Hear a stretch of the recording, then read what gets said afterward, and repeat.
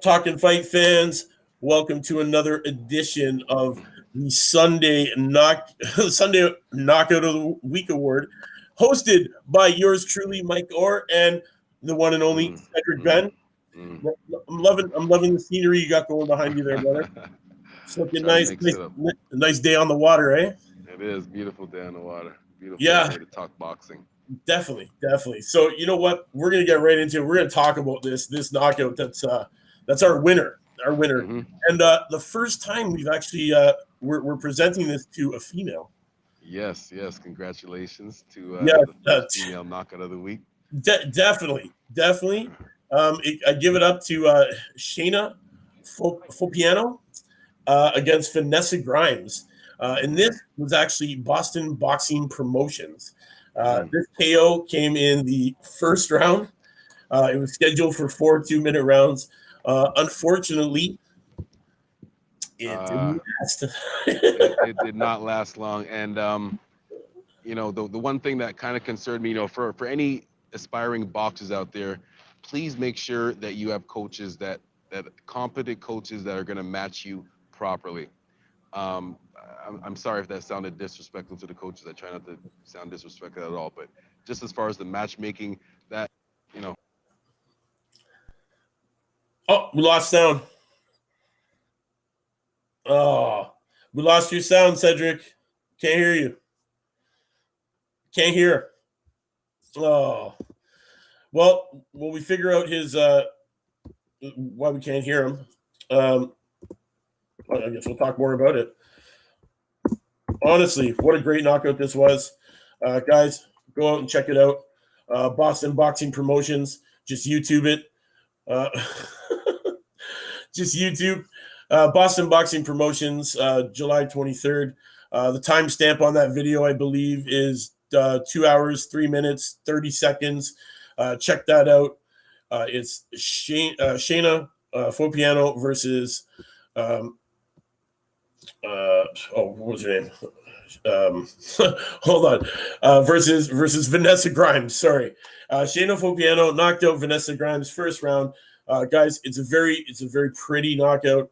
Vanessa Grimes was debuting for her first time, and Shayna, she's 3-0-1 going into that fight, and that was in the light division.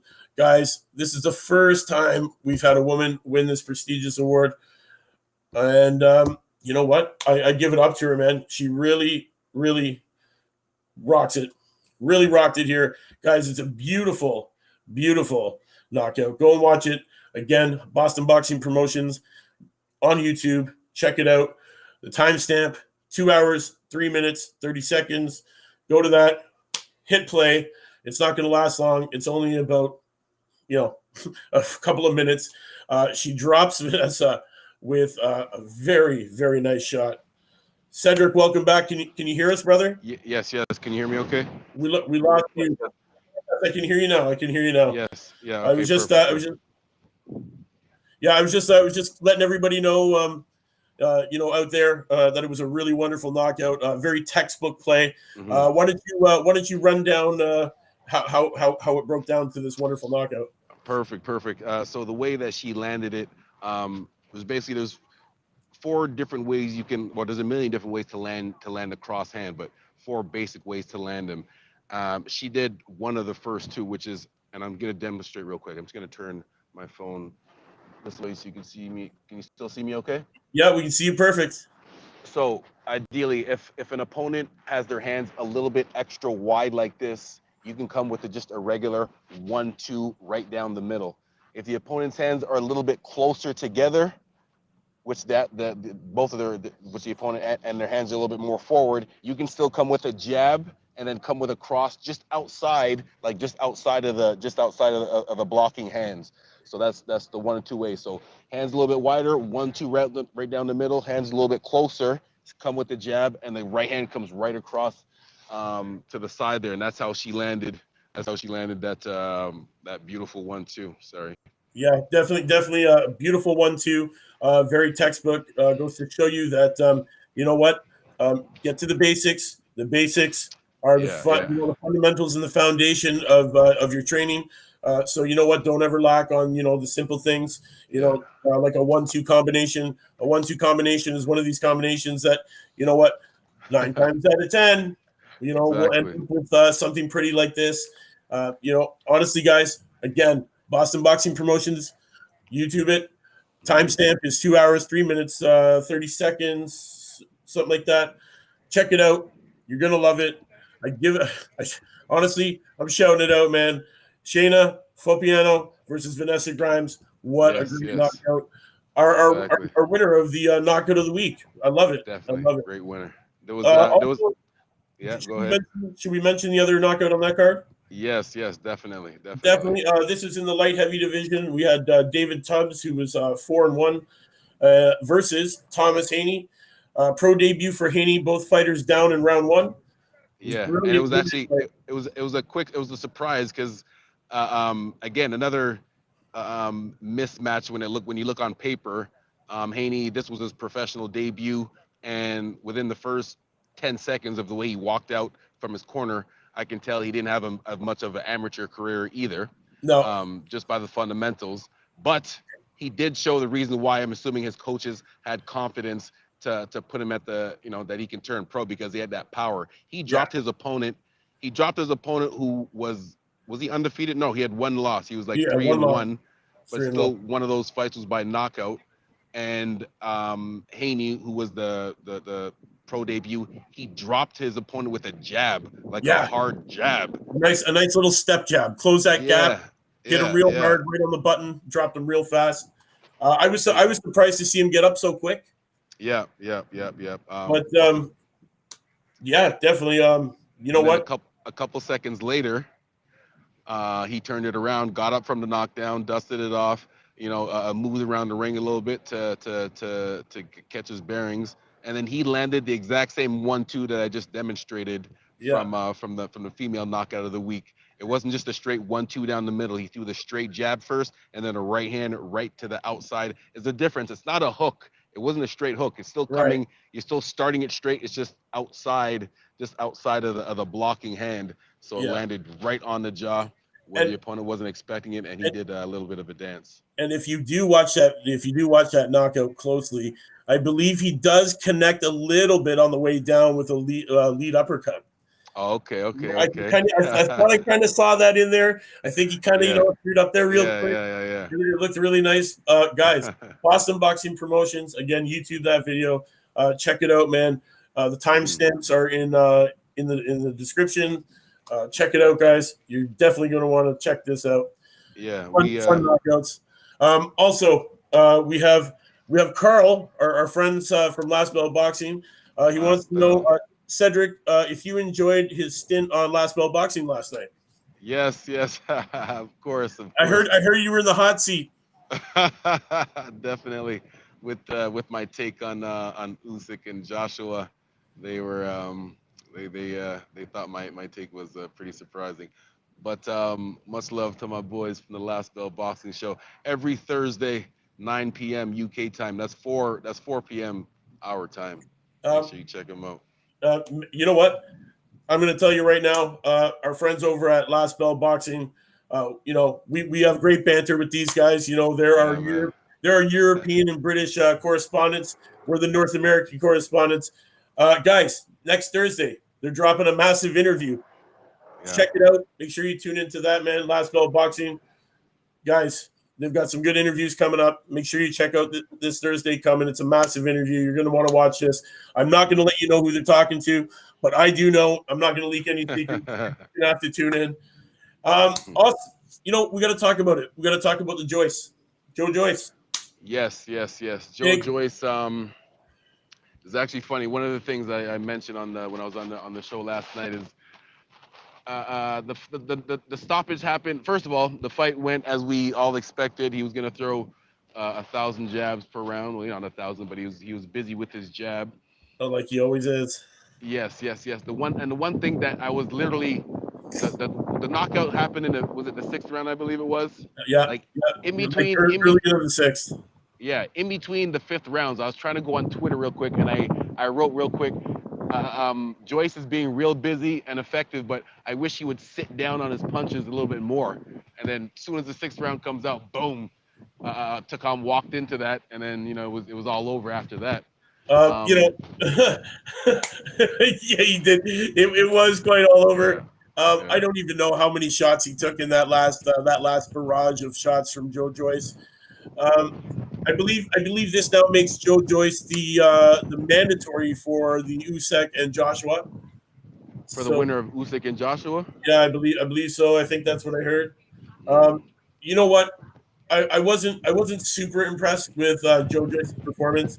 I believed it was a little lackluster. I believe he could have easily put him away a lot earlier. He was a little slow to start. I believe he did lose the first 2 rounds, if I'm not mistaken. I'm I had it, that's I had it different from the commentators. They had Takam, they gave Takam the first 2 rounds and Joyce the third. I had it opposite. I thought, again, because he wasn't sitting down, maybe it didn't look effective, but I thought his jabs and the few punches that he was putting together was more than what Takam was doing. What Takam was trying to do, he did more of it in that 3rd round, which is why I gave him the 3rd round. right.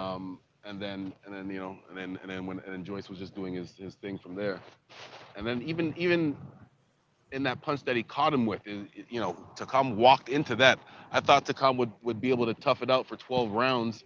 Um, I know every fighter, well, most fighters get mad when the referee stops it. They think it's always stopped early. I'm always the person that safety first. I was kind of thinking that might have been one where I might have given him an extra couple of seconds, but whatever. You can't argue against safety first, I You know guess. what? Yeah, you know what? Safety first. Obviously, to come, he looked like he was out on his feet. Hmm. Very early into that barrage of punches. If it was an early stop, maybe. If it wasn't, maybe not. But at the end of the day, he wasn't going to win. Let's be real. He wasn't winning that. Joyce came out. He did what he was supposed to do. I just hope that he speeds up his progression in the division, man. The guy's what, 35 years old. That's what I was about to say. He's 35 now, so you got no time to waste, man. You got no time He, to waste. His team better get behind him and really start to push and put this guy into some serious fights and with some really big names, which we're going to see next. But I'm you know what? assuming, I'm assuming, I'm assuming he will now. He will now because I think he's only at whether 12, 13, 15 fights now, something like that. But at that age, and he has the experience. I think he won a silver medal at the last Olympics or 2 Olympics before. He's ready for the top guys. I don't think at this age and at this level he's not going to get any better. And I don't think, just physically, most athletes retire when they're in their mid 30s. He's trying to get. So I think he has a good 5 years left. So he's Yeah, trying to fight those guys now. There's a lot of people that are well, I wouldn't say a lot of people are doubting him. There's people on the fence whether either way. I think I think he still has a good upside as far as uh, um, his chances of beating those top guys. Um, not right now. Like yeah. from the Talkin performance, he's gonna have to get in. I don't know if I was his coach, just a little bit some more sparring. Again, just to sit down on those punches more on the heavy bag. Just sit down and sit down a little bit more to I'd, stop those I'd, I'd guys. like to see him more. I'd like to see him busier, man. A Yeah. couple more fights a year. Like, Hmm. the guy's been, not too busy, man. What was his last? Daniel Dubois Hmm. was his last fight. We're going back to November of 2020. Yeah, yeah. At the same time, remember these big boys hit hard, man. They need a little bit extra time for the recovery. Yeah, definitely they do. You can definitely tell after that post fight interview. Hmm. Joyce sounded a little punch drunk after that. He couldn't. It sounds like he couldn't find the words to put together. It was kind of funny, but Hmm. you know what? He is very effective. He does have a weird, unorthodox style, and you know what, Carl, I do agree with you. He does get penalized due to his fighting style. It's unorthodox, man. It's not natural, and he catches a lot of flack for it. He is very effective. He is a heavy hitter. He's got that knockout power in those punches, and he did what he had to do, and now we're going to start to see him move on. Yeah, exactly. Yeah. Another fight on that card that I was very, very that I thought was very impressive was the Jenkins.